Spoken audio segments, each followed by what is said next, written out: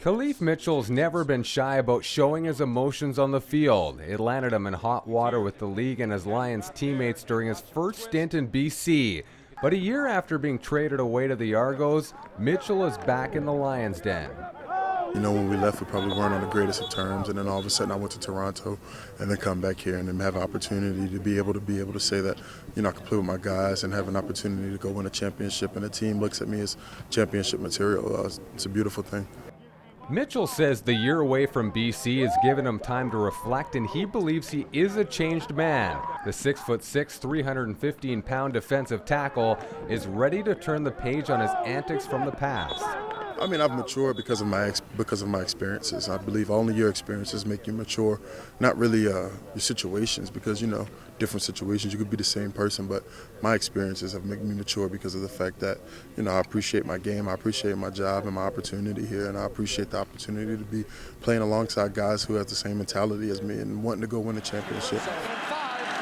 Here's some trouble, and down he goes, and there is Khalif Mitchell. When Mitchell is focused on football, he can be one of the best defensive tackles in the league. But that hasn't always been the case. After helping BC win the Grey Cup in 2011, Mitchell lost his way and the trust of his teammates. In fact, Andrew Harris tweeted good riddance when Mitchell was traded.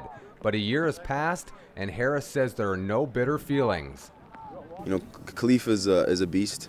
You know, he's a guy that can help us win football games, and that's the most important thing. You know, all the off-field stuff that happened in the past. You know, it's just maturing from that now, and you know, things happen with people, and you know, you just got to move on from that and trust that there'd be better judgment in the future. There's no doubt he can get the job done. Even in a down year in Toronto, he led the Argos last year with 32 tackles and 5 sacks. He still believes he's the best. I mean, I see myself as a dominant player in any league. It doesn't necessarily mean this league. I play with a certain level. I play with a certain amount of passion, and I play with a certain amount of vigor that I believe that is a peak level for myself. And in this league, for my stats, not necessarily statistical, personal-wise, but for my accomplishments of All-Star, CFL All-Star, Divisional All-Star, East and West.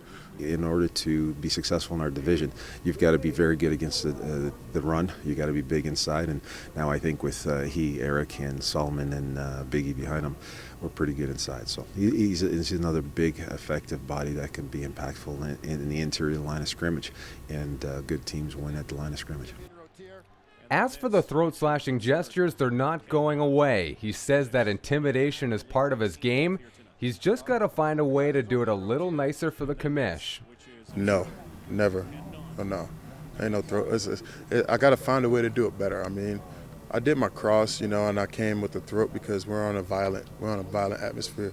I just need to figure out the ways the commissioner likes to have it acceptable, and I'll do it that way. But I don't believe that throat slashing is something that is necessarily done with. It's something that can be tweaked.